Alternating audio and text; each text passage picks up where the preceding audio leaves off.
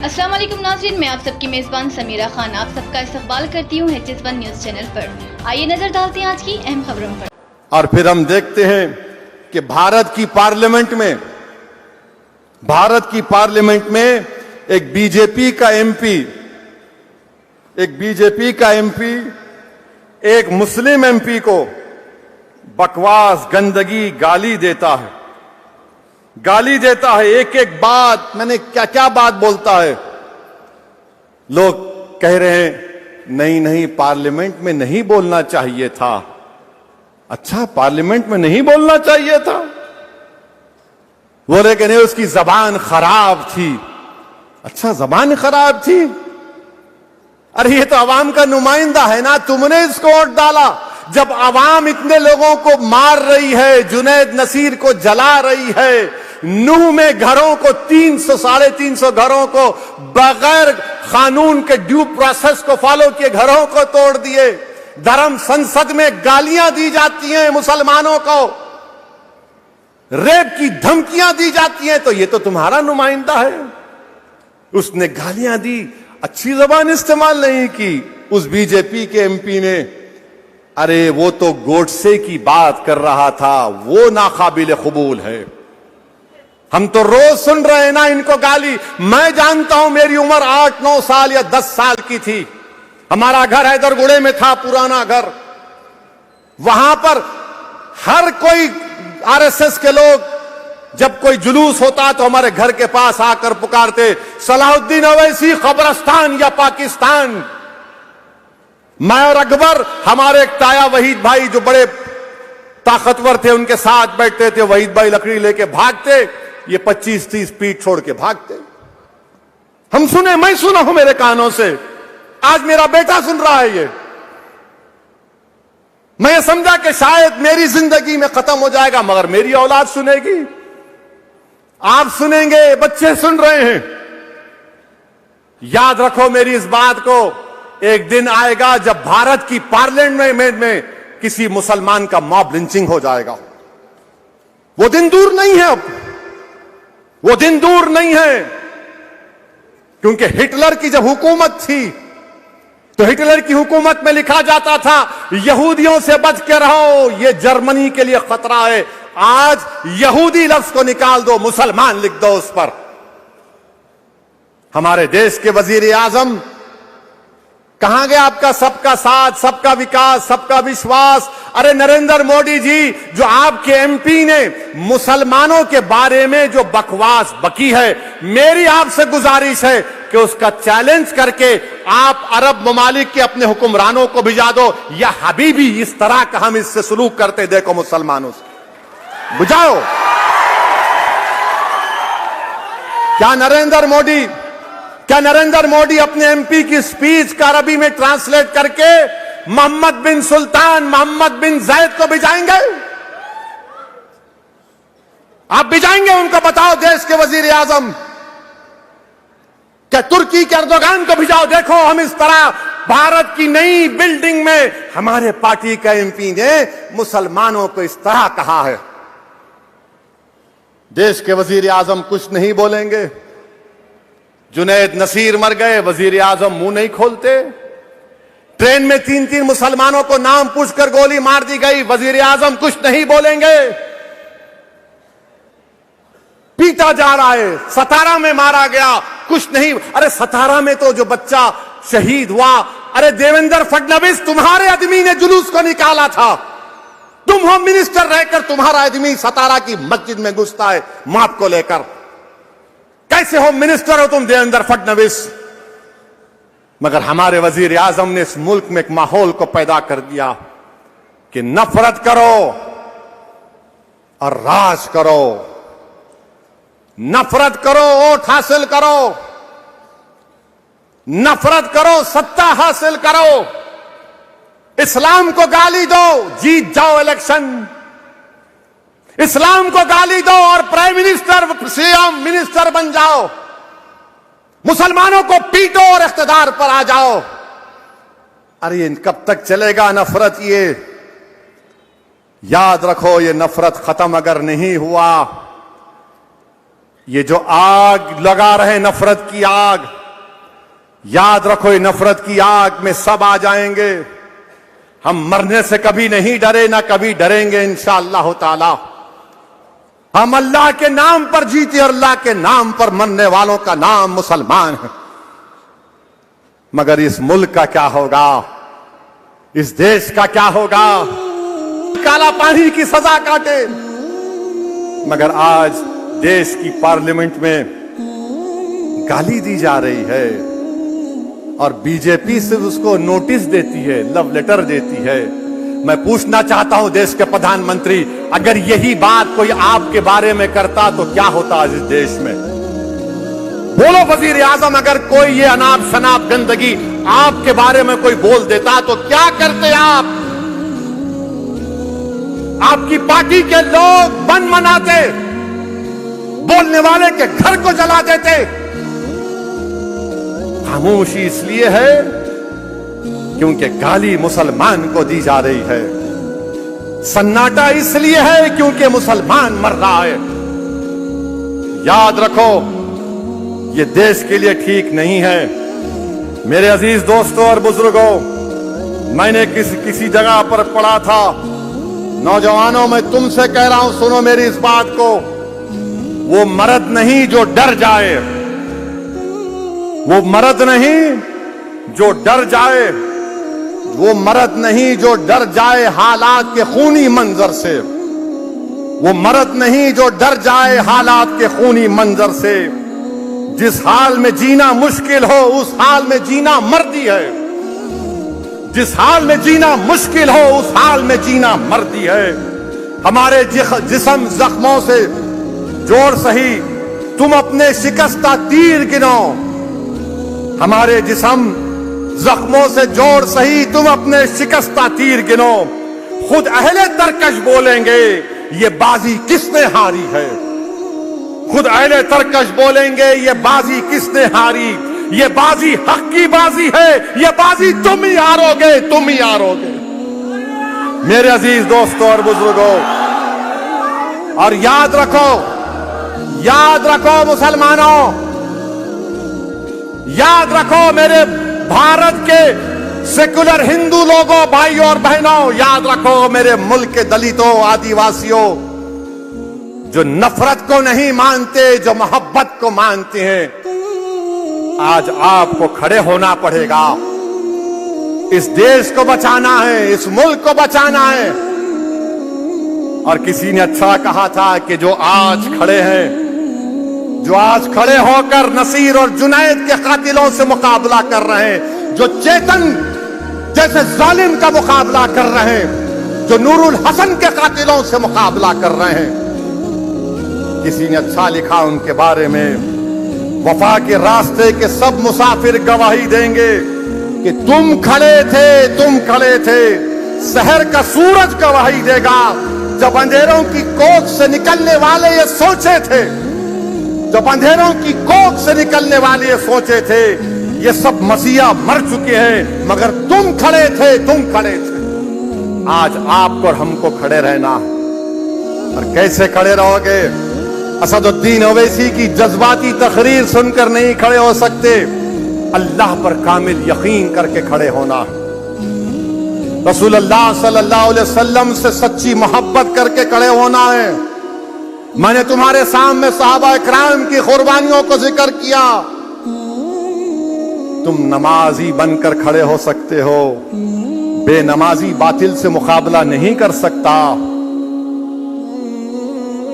आपने सुना कि अल्लाह के रसूलुल्लाह सल्लल्लाहु अलैहि वसल्लम से मोहब्बत करने वाले साहबी, क्या नाम था, हजरत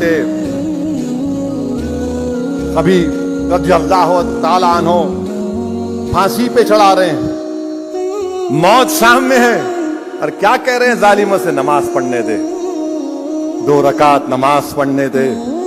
नौजवानों, तुम मस्जिदों को आबाद क्यों नहीं करोगे? तुम कब तक सेल फोन से मोहब्बत करोगे? तुम कब तक सेल फोन में गाने सुनोगे? क्या तुम सिर्फ जबान से रसूलुल्लाह सल्लल्लाहु अलैहि वसल्लम की मोहब्बत का ऐलान करोगे, अमल में नहीं करोगे? तुम कैसे मुकाबला करोगे इन जालिमों का? तुम कैसे खड़े होगे? तुम नमाजी बन जाओ, नेक बन जाओ, कुरान को अपने सीने में उतारो और अपने अमल में करके दिखाओ, और देखो अल्लाह की मदद और नुसरत कैसे तुम्हारे कदम को छुएगी। अगर तुम डरते रहोगे और तुम ये भी कहोगे कि नहीं, मैं रसूल अल्लाह सल्लल्लाहु अलैहि वसल्लम से बेपनाह मोहब्बत करता हूं, अरे अगर मोहब्बत करते तो फिर नमाज क्यों नहीं पढ़ते? अगर मोहब्बत करते तो शराब और ड्रग्स को क्यों नहीं छोड़ते?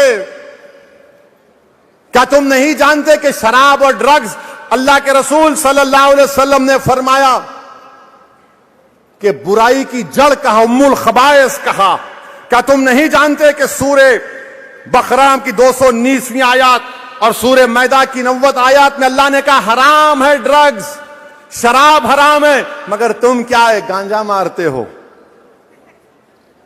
तुम गांजा मारते हो, तुम हशीश मारते हो, नहीं मेरे को हाई होना है। तुम पेट्रोल को सूंघते हो डालकर, क्या है तुम्हारा मामला? अल्लाह के रसूल सल्लल्लाहु अलैहि वसल्लम हजरत अम्मार को कह रहे हैं कि तुम तैयब हो, मुतैयब हो, तुम पाक हो और खुशबूदार हो, तुम्हारे पास क्या है बताओ? क्या तुम गांजा नशेली चीजों में अपनी जिंदगी को बर्बाद करोगे? नौजवानों, तुम मुस्तकबिल हो कौम का, तुम इस मुल्क का मुस्तकबिल हो, तुम मुसलमानों के मुस्तकबिल हो। तुम अगर एक मामूली 300-400 रुपए के लिए तुम अगर बेहोश हो जाओगे तो फिर कौन बचाएगा? क्या तुम नहीं समझ रहे कि ये बच्चा नूरुल हसन तुम्हारा भाई था? क्या तुम ये नहीं समझ रहे कि जुनैद नसीर तुम्हारे भाई थे? क्या तुम ये नहीं समझ रहे कि नूह में घर टूटा तो तुम्हारा घर था? मगर तुम 500-800 रुपए का नशा करके तुमको लगता है कि मैं हाई हो गया। अरे नशा अगर पैदा करना है तो रसूल अल्लाह सल्लल्लाहु अलैहि वसल्लम से मोहब्बत का नशा पैदा करो कि आग पर लिटाया गया और अहद अहद के नारे हजरत बिलाल लगा रहे, अहद अहद अहद। गले में रस्सी डालकर खींचा जा रहा है हजरत बिलाल को, और हजरत बिलाल कह रहे क्या? और मेरे अजीज दोस्तों और बुजुर्गों, इलेक्शन आ रहे हैं, इलेक्शन आ रहे हैं और अबू जहल के एजेंट निकल रहे हैं। इलेक्शन आ रहे हैं और मुगीरा के जानशीन निकल रहे हैं। यानी ये लोग जो गुस्ताख रसूल था, जिसके ताल्लुक से अल्लाह के रसूल सल्लल्लाहु अलैहि वसल्लम फरमाया कि तू वलदु हराम, ये उनके लोग, उनके एजेंट निकल रहे हैं। ये तमाम निकलेंगे अब, जैसा चूहा बिल से निकलता है, सब निकल के बोलेंगे।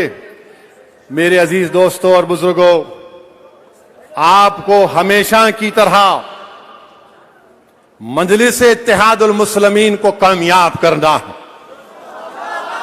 आपको हमेशा की तरह मजलिस इत्तेहादुल मुस्लिमीन के हक में वोट देना है। मजलिस को आपको कामयाब करना है, और जहां पर मजलिस के उम्मीदवार नहीं रहेंगे वहां पर आपको मामू को कामयाब करना है। तो नए मामू से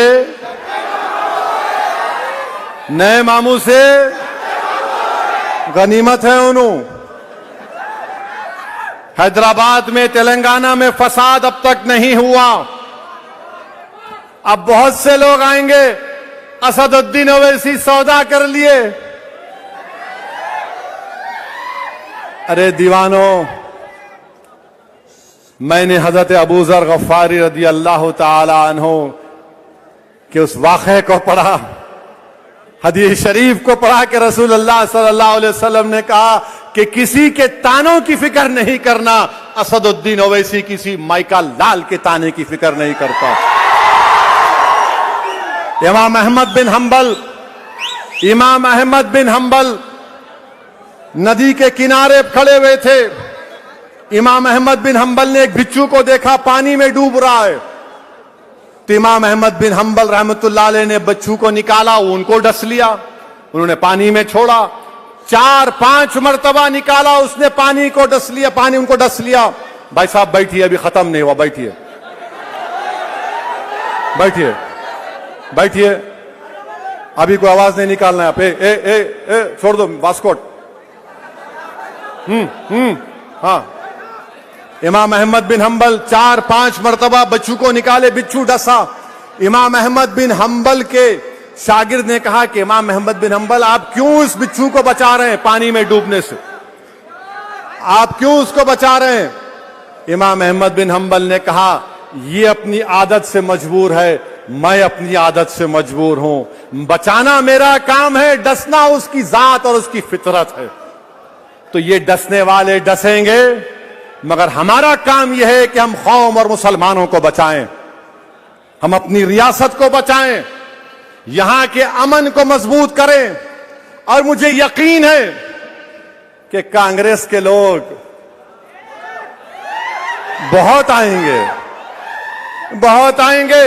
अरे मैं तो तुम्हारे लीडर से कहूंगा कि अब की बार वायनाड नहीं, हैदराबाद से मुकाबला करो मेरा। आओ, मैं चैलेंज कर रहा हूं, वायनाड क्यों, यहां हैदराबाद को आओ, 2 हाथ हम आजमा लेंगे, पंजा आजमा लेंगे, आ जाओ। कहां वायनाड जाते प्यारे, आओ। बड़ी बड़ी बातें करते हो, बड़ी बड़ी बातें करते हो, अरे बात क्यों करते, आओ जमीन पर आओ, मुकाबला करेंगे। आओ, एक शेरवानी दाढ़ी टोपी वाले से मुकाबला करके देखो, मजा आएगा। जिसने एक मुसलमान एमपी को अनाप शनाप बका पार्लियामेंट में, मेरे सामने भी खड़ा हुआ था, मैंने कहा बैठ जा, मेरी जबान का मुकाबला नहीं कर सकता। तो कांग्रेस के लोग बहुत बातें करेंगे, मैं तैयार हूं, मगर मैं तेलंगाना की आवाम से भी अपील कर रहा हूं कि याद रखो, सरजमीन हैदराबाद पर फसादात कांग्रेस की देन है। सरजमीन हैदराबाद पर मासूमाओं का लुट जाना, पिट जाना कांग्रेस की देन है। हमने बड़ी मुश्किलों से अमन को मजबूत किया है, इस अमन को मजबूत रखिए। और यकीनन बहुत से काम करवाना बाकी है, हम काम करवाएंगे इंशाअल्लाह ताला। यही कांग्रेस थी जब बाबरी मस्जिद को शहीद कर दिया गया था, आज सेक्रेटेरिएट की मस्जिद को शहीद कर दिया गया था, मगर मस्जिद तामीर हुई, बाबरी मस्जिद तामीर नहीं हुई, मस्जिद तामीर नहीं हुई। बताओ कांग्रेसियों, नरसिम्हा राव तुम्हारा पप्पा था या नहीं था, बताओ।